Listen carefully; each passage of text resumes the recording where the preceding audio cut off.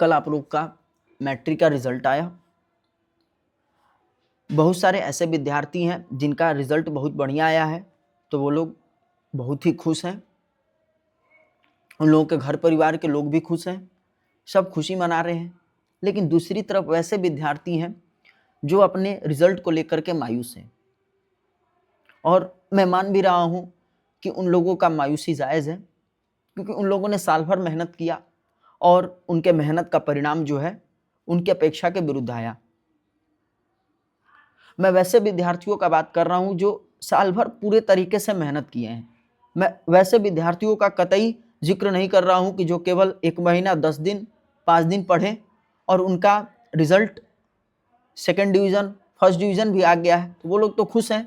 लेकिन मैं वैसे विद्यार्थियों का बात कर रहा हूँ कि जो साल भर मेहनत की है, लेकिन उनका साल भर मेहनत करने के बावजूद भी उनके अच्छा परिणाम नहीं आया। तो आज मैं बात करने वाला हूँ कि मैट्रिक के विद्यार्थियों का जो रिजल्ट आया है, तो उस रिजल्ट की सच्चाई क्या है और साथ ही साथ उनको आगे क्या करना है ताकि उनका जो मेहनत था पूरे साल भर वो व्यर्थ ना जाए। आइए सबसे पहले हम लोग ये जानते हैं कि आपका जो टॉपर वेरिफिकेशन जो हुआ था वो कब हुआ था, किस तारीख को हुआ था। तो आप सभी लोगों को मालूम है कि मैट्रिक के विद्यार्थियों का जो टॉपर वेरिफिकेशन है वो 26 मार्च, 27 मार्च और 28 मार्च को हुआ था, यानी 3 दिन जो है आपका टॉपर वेरिफिकेशन चला था। ऐसे ही मैं आप लोग को बता दूं कि जो आपके बड़े भाई बहन इंटरमीडिएट वाले थे, जो इस वर्ष इंटरमीडिएट का परीक्षा दिए थे, इंटर का परीक्षा दिए थे, इनका टॉपर वेरिफिकेशन 19 मार्च और 20 मार्च को हुआ था, 2 दिन चला था। और जस्ट इसके 2 दिन बाद 23 तारीख को इनका रिजल्ट आया था, 23 मार्च को रिजल्ट आया था। और इनका भी रिजल्ट क्या था, बहुत ही खराब आया बहुत सारे विद्यार्थियों का। तो हम लोगों ने अपेक्षा किया था कि इंटर के विद्यार्थियों का रिजल्ट खराब आया, लेकिन आप लोग का रिजल्ट बढ़िया है। लेकिन आप लोग का भी उसी तरीके का रिजल्ट आया जैसे इंटरमीडिएट वालों का आया। आपके भी रिजल्ट में बहुत सारे ऐसे बच्चे हैं जिनको फेल कर दिया गया है, बहुत सारे ऐसे बच्चे हैं जिनका नंबर जो उनके अपेक्षा के विरुद्ध बहुत कम आया है। और 3 दिन आप लोग का टॉपर वेरिफिकेशन हुआ और जस्ट उसके 1 दिन बाद ही आप लोग का क्या हुआ, रिजल्ट जारी कर दिया गया 29 मार्च को ही। और हम लोग सोच रहे थे कि रिजल्ट जो है 1-2 दिन बाद आएगा, 30 या 31 को आएगा। लेकिन बोर्ड जो है जल्दी रिजल्ट निकालने के चक्कर में, देश में अपना नाम कमाने के चक्कर में बच्चों के साथ क्या कर रहा है, खिलवाड़ कर रहा है। ये बहुत ही क्या है, गलत है। बोर्ड को चाहिए था कि रिजल्ट जल्दी जारी करना है, ठीक है, अच्छी बात है, लेकिन कॉपी जो चेकिंग का बात है, तो कॉपी चेक कराने के बाद उनको क्या करना चाहिए था, रीचेक करवाना था। लेकिन कॉपी तो 12 दिन में चेक हो गया और उसके बाद फिर जल्दबाजी में रिजल्ट बना करके रिजल्ट भी जारी कर दिया गया टॉपर वेरिफिकेशन के बाद। अब ये नहीं समझ में आ रहा है कि जो रिजल्ट जारी हो गया है, तो अब बच्चे जिनका कम नंबर आ गया है, जो फेल हो गए हैं, वो क्या करेंगे। तो उनसे तो आप पैसा लेंगे, कॉपी चेक कराने के नाम पे आप पैसा लेंगे। इंटरमीडिएट वालों का भी सेम वही हाल है, उनका भी कॉपी रीचेक कराने के लिए आप फॉर्म भरवा रहे हैं, 120 रुपया उनसे ले रहे हैं हर सब्जेक्ट पर।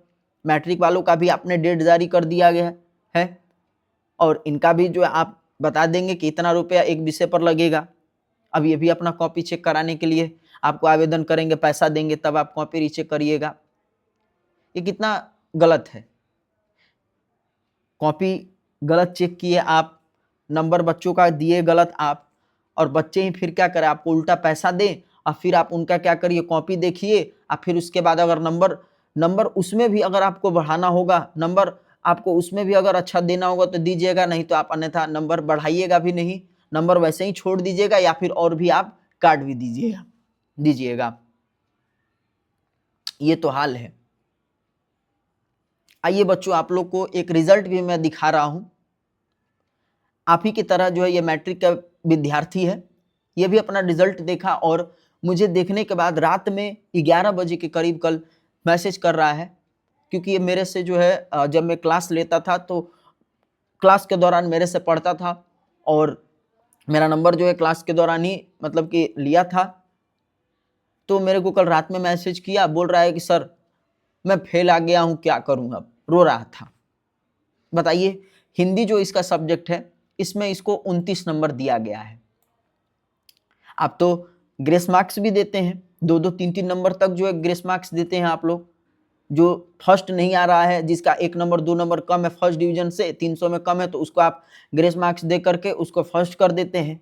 लेकिन आप इस बच्चे को हिंदी में 30 नंबर में पास करना है, तो आपने उसको क्या दिया है, 29 नंबर दिया है, उसको फेल कर दिया हिंदी में। चलिए ठीक है, हिंदी में आपने फेल कर दिया। लेकिन सोशल साइंस जो है इसमें आपने उसको 7 नंबर दिया है, और 9-9 नंबर यानी 18 नंबर जो है इसको आपने क्या किया, प्रैक्टिकल में दिया। तो आप इसको जो है 25 नंबर दिए हैं कुल मिला करके, इसमें भी आपने इसको फेल कर दिया। साइंस में भी आपने इसको जो है 7 नंबर दिया है, और 19 नंबर प्रैक्टिकल में आया है, इसमें इसको 26 नंबर मिला है। यानी सोशल साइंस में इसको 18 नंबर प्रैक्टिकल में मिला, 19 नंबर इसको साइंस में प्रैक्टिकल में मिला, और थ्योरी में जो 80 नंबर का थ्योरी पेपर ये दिया है 80 नंबर का, इसमें इसको केवल 7-7 नंबर मिला है। बताइए ये कैसा कॉपी चेक किए हैं आप लोग।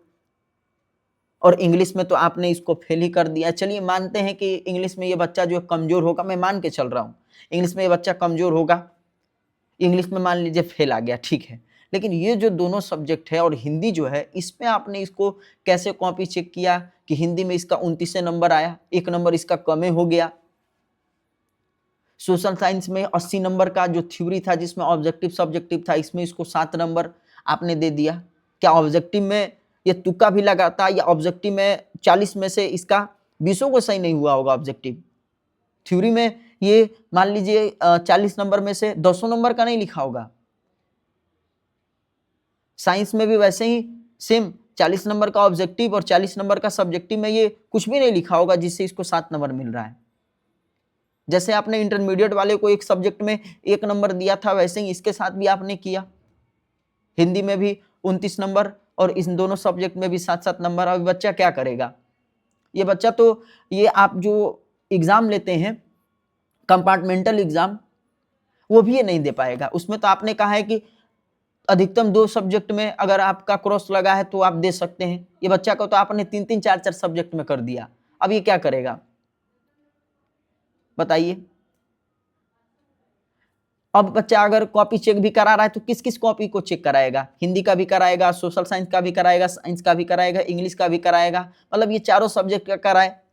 अगर मान लीजिए आप 120 रुपये अगर आप इस मैट्रिक के विद्यार्थियों का भी अगर आप शुल्क रख रहे हैं, तो जोड़ लीजिए कि ये चारों सब्जेक्ट को अगर रीचेक करा रहा है तो इसके पास उतना रुपया होगा कि आपको दे। एग्जाम फॉर्म भराया उसमें भी आपको पैसा दिया, रजिस्ट्रेशन हुआ उसमें भी आपको पैसा दिया। चलिए ये सब तो ठीक है, लेकिन अब कॉपी रीचेक कराए, ये 4-4 5-5 सब्जेक्ट का कॉपी रीचेक अगर वो कराए तो इसमें भी वो आपको पैसा दे। 500 रुपये का करीब तो आपको ये कॉपी रीचेक कराने में फिर दोबारा देगा, और फिर साइबर कैफे में जाएगा तो वो भी अपना अलग शुल्क लेंगे। मत करिए आप लोग बच्चों के साथ ऐसा खिलवाड़। कॉपी चेक करना है तो अच्छे से चेक करिए। इस बार बहुत सारे विद्यार्थियों का इसी तरीके से रिजल्ट आया है। अभी के जो विद्यार्थी जो अगले साल एग्जाम देंगे वो भी देख रहे हैं, उनके मन में क्या सवाल चल रहा होगा, वो क्या सोच रहे होंगे। वो सोच रहे होंगे कि क्या मैं बिहार बोर्ड में एडमिशन करा के गलती किया। वो सोच रहे होंगे मुझे चाहिए था कि बाहर जा करके मैं किसी और स्कूल में या कहीं के और स्कूल में, मैं कहीं और स्टेट में जा करके एडमिशन करा करके पढ़ता तो ऐसा हाल नहीं होता। प्लीज़ जल्दबाजी में आप लोग ऐसा नहीं करिए। ऐसे सब विद्यार्थियों पर आप लोग ध्यान दीजिए, और जो भी इस वीडियो को देख रहा है वो लोग भी ज़्यादा से ज़्यादा शेयर करें और दिखाएं अपने दोस्त मित्रों में। क्योंकि मैं एक छोटा मोटा हमारा चैनल है, हम बड़े शिक्षकों की तरह जो पढ़ा नहीं पाते हैं, हमारे पास उतना सुविधाएं नहीं है। लेकिन फिर भी मैं आप लोगों से कह रहा हूँ, विनती कर रहा हूँ कि आप लोग इस बच्चे का भी रिजल्ट देखिए क्या आया है। मान रहा हूँ कि बच्चा पढ़ने में तेज नहीं होगा, मैं ये भी मान रहा हूँ, लेकिन ऐसा तो मतलब कि नहीं होना चाहिए था। पास तो वो आ जाना चाहिए था, फर्स्ट ही ना है, सेकंड ही तो उसको आना चाहिए था। लेकिन आपने क्या नंबर दिया है हमको समझ में नहीं आ रहा है। अब ये बच्चा रो रहा है, मैं उसको सांत्वना दे रहा हूँ, मैं उसको आश्वासन दे रहा हूँ कि अब उपाय यही है बच्चे कि स्क्रूटनी यानी कॉपी रीचेक करवाओ। और कॉपी रीचेक का आपने डेट जारी भी कर दिया है कि 1 अप्रैल से 7 अप्रैल के बीच में आप लोग आवेदन करिएगा स्क्रूटनी यानी कॉपी रीचेक कराने के लिए भी, और साथ ही साथ जो विद्यार्थी फेल आए जिनको दोबारा से अगर परीक्षा भी देना है तो उसका भी फॉर्म भरेंगे। और जो फेल विद्यार्थी है तो वो अधिकतम 2 ही विषय में अगर फेल है तो वहीं कंपार्टमेंटल का परीक्षा दे सकते हैं फॉर्म भर करके। जो मैट्रिक का परीक्षा दिए ही नहीं है तो उनके लिए आप विशेष परीक्षा का भी आयोजन करेंगे अप्रैल के आखिरी सप्ताह में, और मई में आप रिजल्ट जारी कर देंगे इसका भी, ये आपने कहा था। तो मैं आपसे यही चाह रहा हूं कि आप लोग आगे जो भी परीक्षा ले कॉपी चेक भी करें तो अच्छे से चेक करें, ताकि आगे आने वाले जो बच्चे हैं उनका भविष्य बर्बाद ना हो। इनका तो भविष्य आप लोगों ने बर्बाद किया ही है, लेकिन आगे आने वाले बच्चों का भी भविष्य आप लोग बर्बाद ना करें। मैं आप लोग से यही विनती कर रहा हूँ, यही गुजारिश कर रहा हूँ। बाकी जो विद्यार्थी इसको देख रहे हैं अपने दोस्तों में ज़्यादा से ज़्यादा शेयर कीजिएगा, उन्हें भी बताइएगा कि वो निराश घबराए नहीं, कुछ गलत कदम ना उठाए।